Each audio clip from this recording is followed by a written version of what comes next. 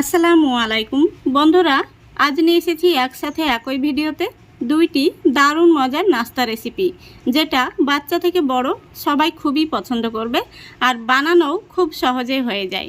মাত্র 10 মিনিটেই কিন্তু এই নাস্তাগুলো রেডি হয়ে যাবে। তো চলুন প্রথম থেকে শেষ পর্যন্ত রেসিপিগুলো দেখতে থাকুন। প্রথমেই বানাবো একটি ডিম আর 1 কাপ ময়দা দিয়ে দারুণ টেস্টি ও মজাদার নাস্তা রেসিপি। তাহলে চলুন শুরু করা যাক। তো দেখুন, প্রথমে এখানে আমি একটি মিক্সিং বোল নিয়েছি আর নিয়ে নিচ্ছি একটি ডিম। এখানে চাইলে আপনারা 2টি অথবা 3টি ডিমও নিতে পারেন, তাহলে ময়দার পরিমাণটাকেও বাড়িয়ে নেবেন। এবার দিয়ে দিচ্ছি 1/4 কাপ চিনি। এখানে আমি গোটা চিনি ব্যবহার করলাম, আপনারা চাইলে গুঁড়ো করে নিতে পারেন। তারপরে দিয়ে দিচ্ছি স্বাদ মতো লবণ। এবার আমি একটি চামচ দিয়ে ডিম, চিনি আর লবণটাকে খুব ভালো করে দেখুন ফেটে নিচ্ছি। তো দেখুন, এখানে আমি একটি চামচ দিয়ে এইভাবে ফেটে নিচ্ছি। আপনাদের হাতের কাছে হ্যান্ড উইচ থাকলে সেটা দিয়ে ফেটে নিতে পারেন, অথবা হ্যান্ড উইচ না থাকলে আপনারা কাঁটা চামচ দিয়েও ফেটে নিতে পারেন। তো চিনিটা পুরোপুরি গলানোর কোনো প্রয়োজন নেই, হালকা একটু গলে গেলেই হবে। তো দেখুন, আমি খুব ভালো করে কিন্তু ফেটে নিয়েছি। চিনিটা কিন্তু একটু দানা দানা রয়েছে, তাতে কোনো সমস্যা নেই। এখন আমি এর মধ্যে দিয়ে দেব 1/4 কাপ সুজি আর 1 কাপ ময়দা। ময়দাটা আমি আগে থেকে চেলে নিয়েছি, অবশ্যই চেলে নেবেন। তারপরে দিয়ে দিচ্ছি 1/4 কাপ গুঁড়ো দুধ। এই গুঁড়ো দুধটা দেওয়ার কারণে নাস্তাটা খেতে কিন্তু দারুণ সুস্বাদু হবে। এবার দিয়ে দিচ্ছি 2 চামচ ড্রাই কোকোনাট।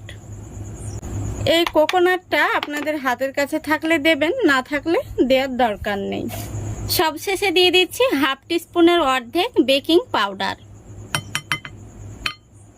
এখানে বেকিং সোডাটা দিতে যাবেন না, বেকিং পাউডারটা দিতে হবে। এবার সবগুলো উপকরণ আমি এই চামচ দিয়েই খুব ভালো করে মিক্স করে নিচ্ছি।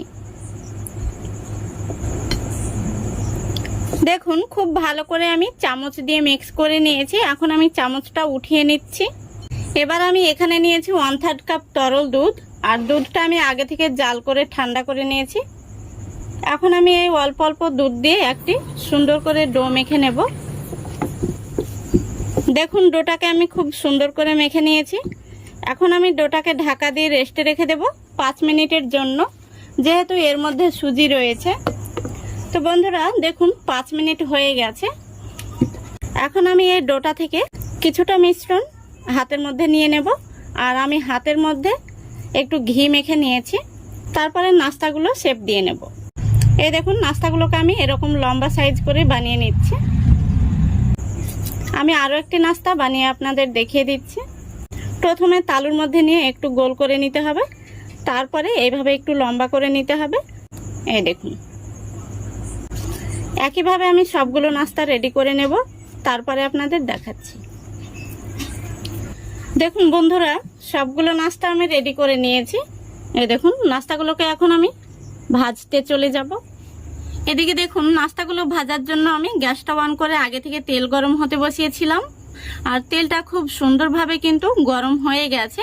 এখন আমি নাস্তাগুলো একে একে তেলের মধ্যে দিয়ে দিচ্ছি। গ্যাসের ফ্লেমটা মিডিয়াম টু লো ফ্লেমে রেখে নাস্তাগুলোকে ভেজে নেব।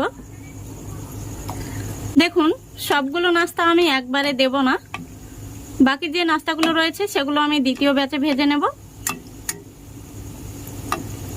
এইভাবে নাস্তাগুলোকে উল্টে পাল্টে গোল্ডেন ব্রাউন কালার করে ভেজে নিতে হবে।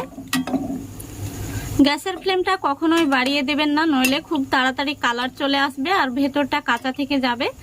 তো এইভাবে গ্যাসের ফ্লেমটা মিডিয়াম টু লো ফ্লেমে রেখে ভেজে নিতে হবে। দেখুন, নাস্তাগুলো ভাজা হয়ে গেছে আর খুব সুন্দর একটি কালার চলে এসেছে। এখন আমি নাস্তাগুলোকে তেল থেকে তুলে নেব।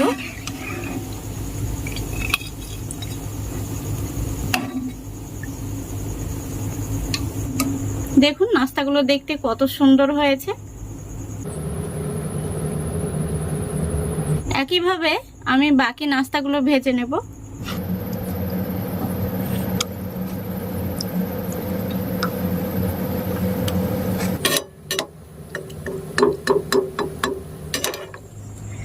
দেখুন সবগুলো নাস্তা ভাজা হয়ে গেছে আর নাস্তাগুলো দেখতে কত সুন্দর হয়েছে।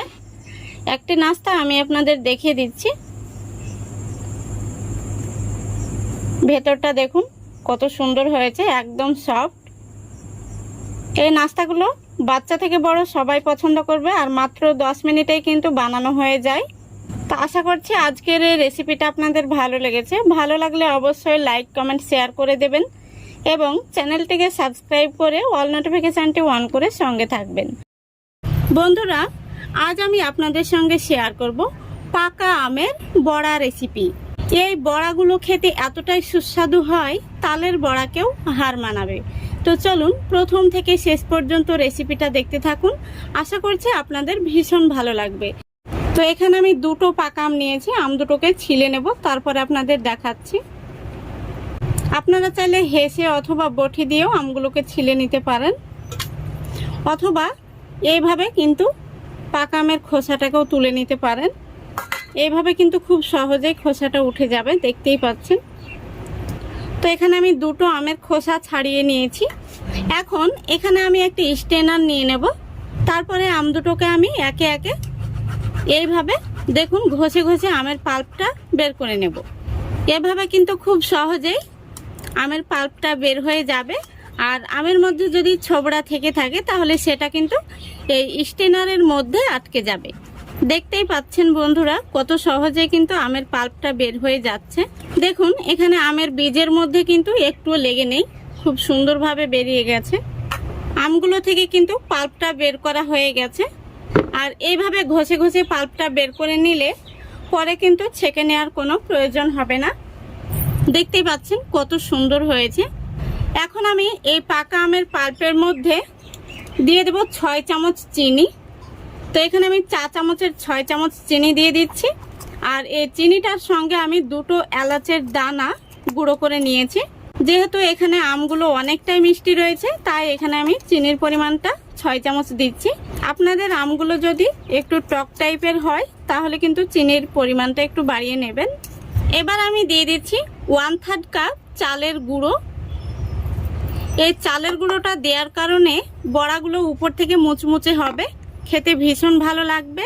তো এখানে আমি যে কাপে মেপে চালের গুঁড়ো দিলাম সেই 1/3 কাপে মেপে কিন্তু আমি দিয়ে দিচ্ছি 2 কাপ ময়দা। তারপরে দিয়ে দিচ্ছি 4 চামচের 1.25 চা চামচ বেকিং পাউডার আর দিয়ে দিচ্ছি 1 চা চামচ গোটা মৌরি।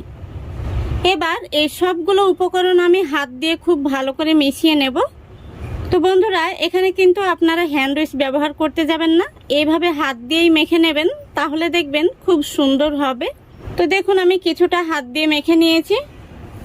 এবার আমি এখানে তরল দুধ নিয়েছি আর দুধটা আগে থেকে জাল করে ঠান্ডা করে নিয়েছি। এখন আমি অল্প অল্প দুধ দিয়ে খুব সুন্দর করে একটি ব্যাটার তৈরি করে নেব। ব্যাটারটা কিন্তু খুব নরম হবে না, আমরা বড়া তৈরির জন্য যেমনটা প্রয়োজন তেমনটা তৈরি করে নেব। তো বন্ধুরা, এর মধ্যে কিন্তু আর দুধের কোনো রকম প্রয়োজন পড়বে না। এবার আমি এইভাবে 5 মিনিট মেখে নেব। দেখুন বন্ধুরা, এইভাবে আমি 5 মিনিট মেখে নিয়েছি। আর এই ব্যাটারটা কিন্তু এইরকম আঠালো হবে, তবে বড়াগুলো খুব সুন্দর হবে। তো এবার আমি বড়াগুলো ভাজতে চলে যাব। তো বন্ধুরা, বড়াগুলো ভাজার জন্য এখানে আমি আগে থেকে তেলটা গরম হতে বসিয়ে দিয়েছি আর তেলটা খুব ভালো করে গরম করে নিয়েছি। এখন গ্যাসের ফ্লেমটা একদম মিডিয়ামে রেখেছি আর মিডিয়ামে রেখে আমি বড়াগুলো দিয়ে দিচ্ছি।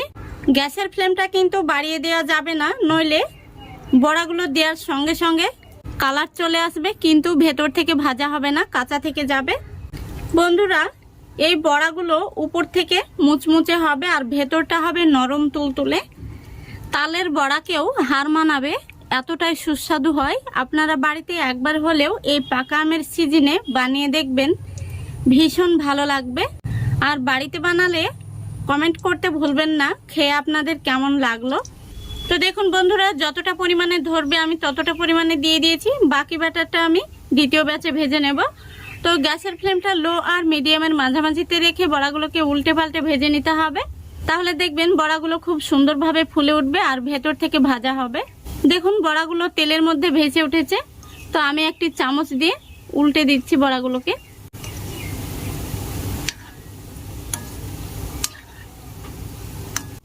সবগুলো বড়া উল্টে দিয়েছি। এইভাবে আমি উল্টে পাল্টে নাড়াচাড়া করে বড়াগুলোকে গোল্ডেন ব্রাউন কালার করে ভেজে নেব। দেখুন বন্ধুরা, কিছুক্ষণ পর আমি বড়াগুলোকে এইভাবে নাড়াচাড়া করে দিচ্ছি। আর এইভাবে নাড়াচাড়া করলে বড়াগুলোর মধ্যে সমানভাবে কালার আসবে। তো বড়াগুলো কিন্তু ভাজা হয়ে গেছে, এখন আমি তেল থেকে তুলে নেব।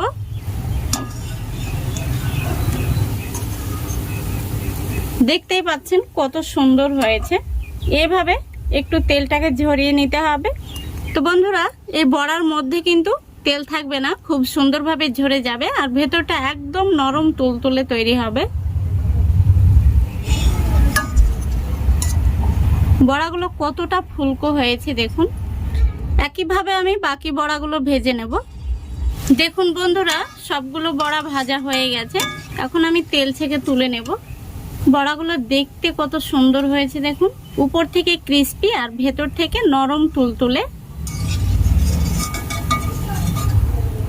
দেখুন বন্ধুরা, বড়াগুলো ভাজার পরে দেখতে কত সুন্দর হয়েছে। আর বড়াগুলো উপর থেকে ক্রিস্পি আর ভেতর থেকে নরম তুলতুলে হয়েছে, খেতে ভীষণ ভালো হয়। আমি বড়াটা ভেঙে আপনাদের দেখিয়ে দিচ্ছি। দেখুন ভেতরটা কত সুন্দর হয়েছে, এই দেখুন।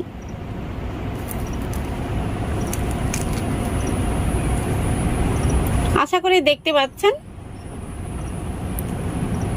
একদম নরম তুলতুলে হয়েছে ভেতরটা, আর উপর থেকে কিন্তু মুচমুচে, খেতে ভীষণ ভালো লাগে। আপনারা একবার হলেও এই পাকা আমের সিজনে বাড়িতে বানিয়ে দেখবেন, ভীষণ ভালো লাগবে। তো আশা করছি আজকের এই রেসিপিটা আপনাদের ভালো লেগেছে। ভালো লাগলে অবশ্যই লাইক কমেন্ট শেয়ার করে দেবেন এবং চ্যানেলটিকে সাবস্ক্রাইব করে অল নোটিফিকেশানটি অন করে সঙ্গে থাকবেন।